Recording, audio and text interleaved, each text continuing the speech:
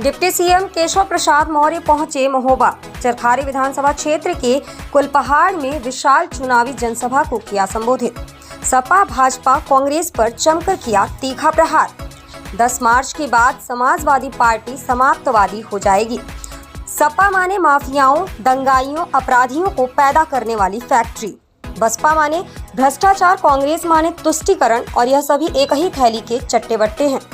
UP में 300 से अधिक सीटें जीत रही बीजेपी, केशव प्रसाद मौर्य ने कहा। अखिलेश यादव जी की साइकिल पहले ही चरण में उड़कर सैफई चली गई। यह नई सपा नहीं, यह वही सपा है जिसके राष्ट्रीय अध्यक्ष अखिलेश यादव थे और हैं। साइकिल का बटन दबाएंगे, अतीक अहमद मुख्तार अंसारी बनाएंगे। अखिलेश यादव को कमल के फूल वाली वैक्सीन लगाएंगे। 10 मार्च के बाद अखिलेश यादव सैफई गए या ऑस्ट्रेलिया, राहुल प्रियंका इटली में कहानी बनाएंगे। यूपी विधानसभा चुनाव में तीसरे चरण में होने वाले मतदान को लेकर उत्तर प्रदेश सरकार के deputy CM Keshav Prasad Maurya helicopter से महोबा पहुंचे। महोबा जिले के चरखारी विधानसभा क्षेत्र के कुलपहाड़ स्थित श्री किशोर गोस्वामी डिग्री कॉलेज में एक विशाल जनसभा को संबोधित कर कांग्रेस, सपा, बसपा पर जमकर हमला बोलते हुए बीजेपी प्रत्याशियों के समर्थन में वोट कर विरोधियों की जमानत जब्त करने की अपील की है। महोबा के चरखारी विधानसभा क्षेत्र में सपा भाजपा कांग्रेस पर जमकर किया तीखा प्रहार, कहते हुए कहा कि 10 मार्च के बाद समाजवादी पार्टी समाप्तवादी हो जाएगी। सपा माने माफियाइयों, दंगाइयों, अपराधियों को पैदा करने वाली फैक्ट्री है। 10 मार्च के बाद अखिलेश यादव सैफई या फिर ऑस्ट्रेलिया में नजर आएंगे तो राहुल प्रियंका इटली में नई कहानी बनाएंगे।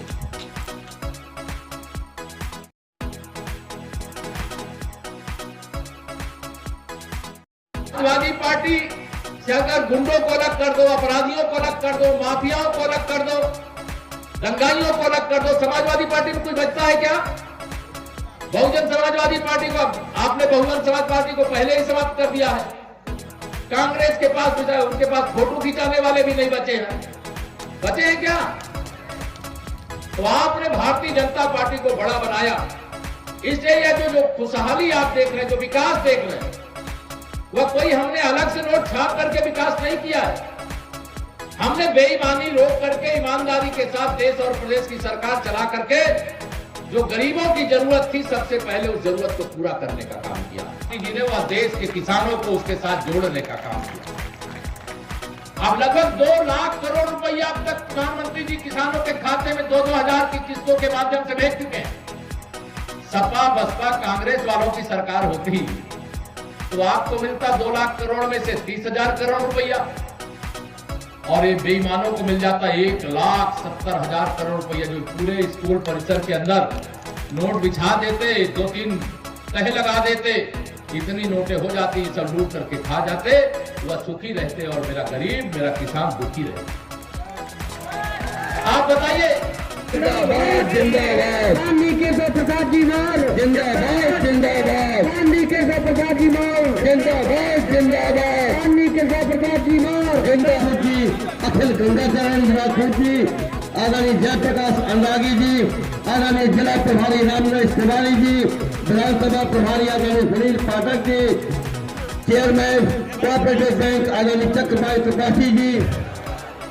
आज बड़ा सौभाग्य का विषय है कि हमारे आज चरखारी विधानसभा क्षेत्र के लोकप्रिय विधायक, जन जन के प्रिय अगर उनके पास अपना रहने के लिए घर नहीं है, झोपड़ी में रह रहे हैं, तो झोपड़ी में भी आग लग जाए, यह विरोधी चाहते हैं। लेकिन मोदी जी क्या चाहते हैं कि देश के, मेरे बुंदेलखंड के, प्रदेश के हर गरीब जिनके पास अपना रहने का पक्का मकान नहीं है, हर गरीब को पक्का मकान बना करके देने का काम किया जाएगा। अभी मैं जानता हूं बहुत सारे गांव में कई परिवार ऐसे होंगे, उत्तर प्रदेश में कमल के फूल की शुरू होगी तो गांव-गांव में कैंप लगवाएंगे। किनका मकान बना है, किनका नहीं बना है, वो देख करके जिनका नहीं बना उनका मकान भी बनवाने का काम करेंगे। और मकान के साथ आजकल जानते हैं मोदी जी बैठे दिल्ली में, तो और क्या क्या ध्यान रखते हैं।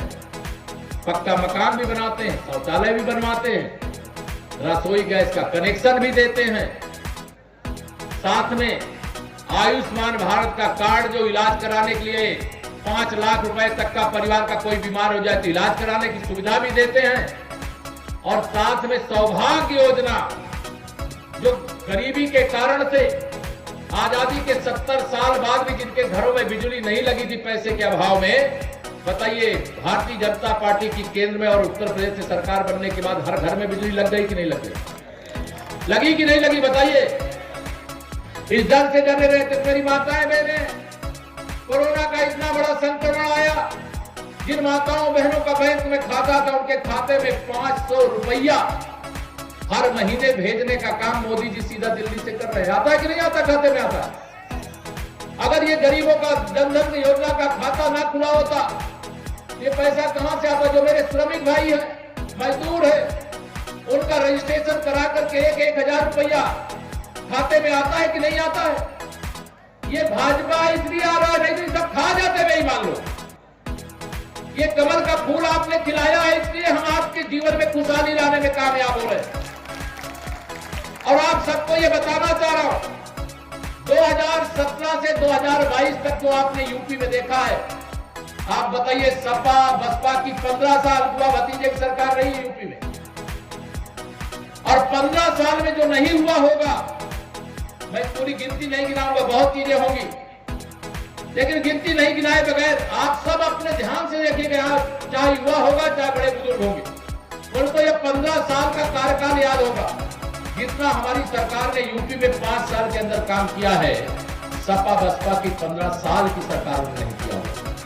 2017 में आपने कमल खिला करके बताइए ब्रजभूषण राजपूत जी को, मेरा तो विश्वास है कि आप 2017 से ज्यादा वोटों से इनको विजयी बना करके भेजोगे।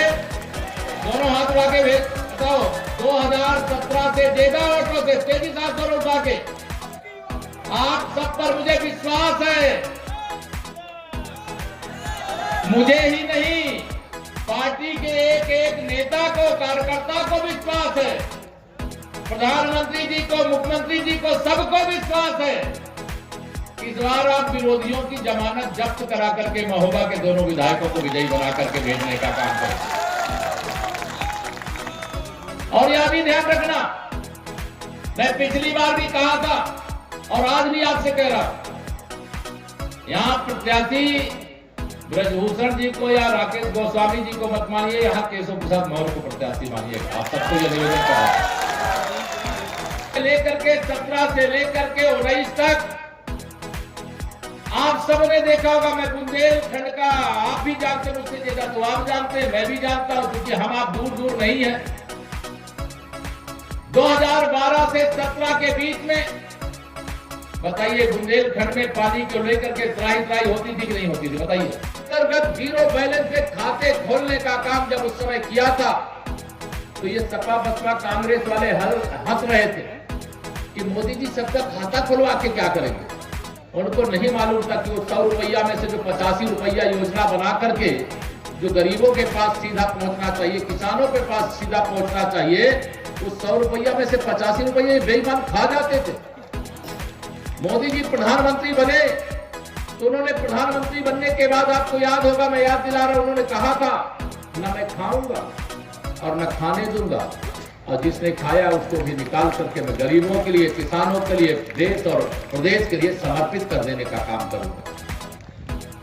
आज जो लाखों की संख्या में प्रधानमंत्री आवास योजना में गरीबों के आवास बन रहे हैं, जो आपको आज बिजली, कभी सपा की सरकार में बिजली आती नहीं थी, और आती थी क्या, और भाजपा की सरकार में बिजली जाती नहीं है। अंतर है कि नहीं है? ये जो अंतर है ये हमने नहीं किया, ये आपने किया है। अगर आप कमल न खिलाए होते तो आपको बिजली इतनी नहीं मिलती, इतनी अच्छी सड़कें नहीं मिलती, इतनी अच्छी कानून व्यवस्था नहीं मिलती। श्री अखिलेश यादव जी एक दिन कह रहे थे हम आएंगे तो 300 यूनिट बिजली फ्री देंगे। अरे श्री अखिलेश यादव जी, जब आप सरकार में थे तो लोग बिजली के तारों में कपड़े सुखाते थे कि नहीं सुखाते थे? बताओ। और बुंदेलखंड सहित पूरे यूपी के हर जिले में समाजवादी पार्टी के संरक्षण में पलने वाले चोर डकैत बिजली का तार भी काट ले जाते थे। वो टेलर था, टेलर।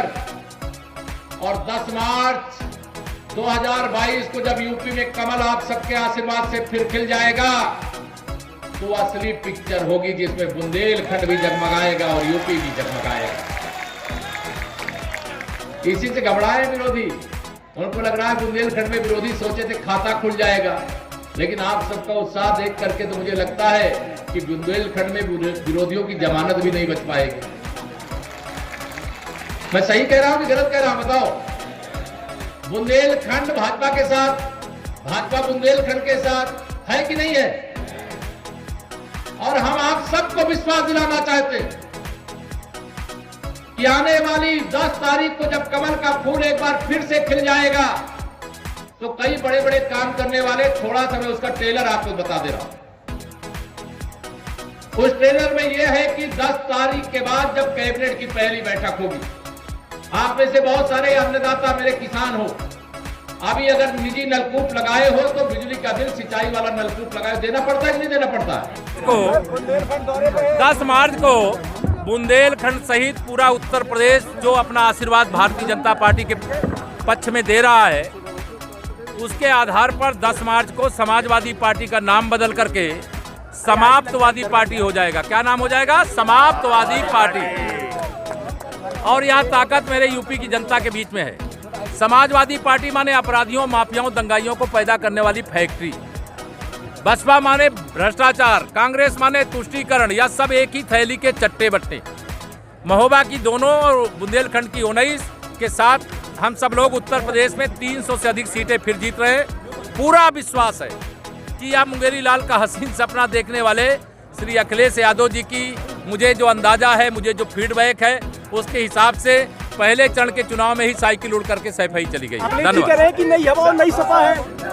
देखिए, नई सपा नहीं, जिसके जो नई सपा नहीं, ये वही सपा है जिसके अध्यक्ष श्री अखिलेश यादव जी थे, उसके अध्यक्ष अखिलेश यादव जी हैं। जिनमें गुंडे अपराधी माफिया थे, वो वही गुंडे अपराधी माफिया हैं।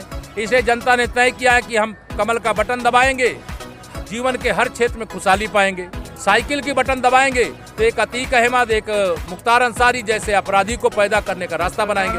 इसलिए कोई नहीं चाहता। लग रहा बाकी जगह चुनाव हो ही नहीं रहा। अब क्यों यहाँ पर ध्यान लगा है?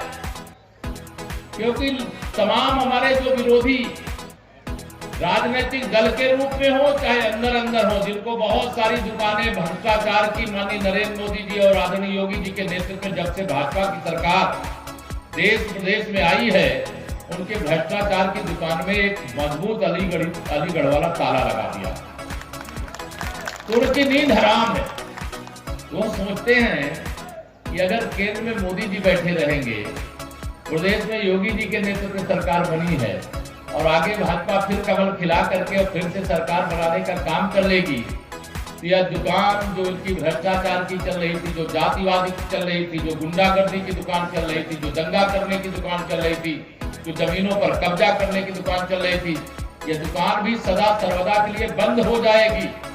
इसलिए सारे विरोधी 2022 के चुनाव में सारा ध्यान उत्तर प्रदेश में लगाए हैं कि 2022 में यूपी में बीजेपी को रोक लेंगे तो 2024 में दिल्ली में रोक लेंगे। 2022 के चुनाव में 2017 से भी बड़े अंतर से विजय दिलाने का आशीर्वाद मांगने आया।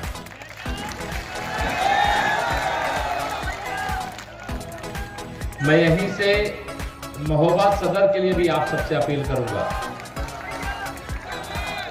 महोबा सदर में भारतीय जनता पार्टी के जो हमारे प्रत्याशी हैं, जो अभी विधायक भी हैं, श्री राकेश गोस्वामी जी, मैं उनके लिए भी आप सबसे पुरजोर और जोरदार अपील करता हूं कि उनको भी जैसे यहाँ महोबा की दोनों सीटें आपने 2017 में जीत करके दिया था, वैसे ही 2022 में भी जीत कर ही ना दें, बल्कि 2022 में विरोधी प्रत्याशियों की जमानत जब्त करा करके कमल खिला करके देने का काम करें। आज के इस विशाल जनसभा में, जिसमें जमीन कम पड़ गई, तो मेरे सब साथी छतों में बैठे हुए,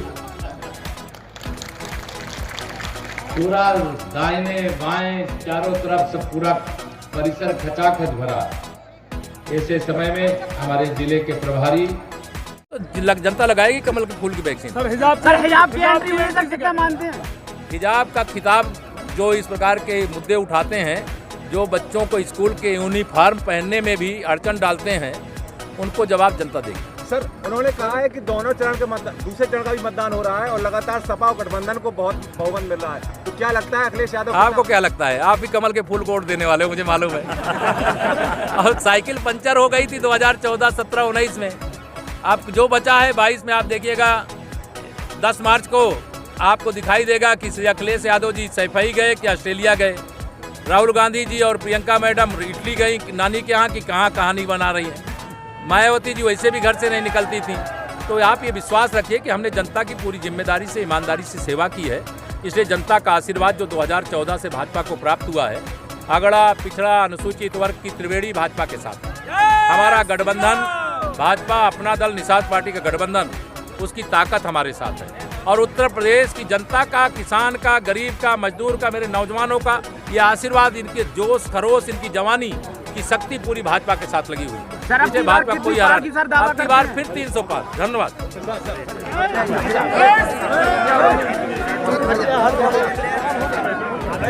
आवश्यक सूचना, इसके बाद सभी नगर के पदाधिकारी आदरणीय डॉक्टर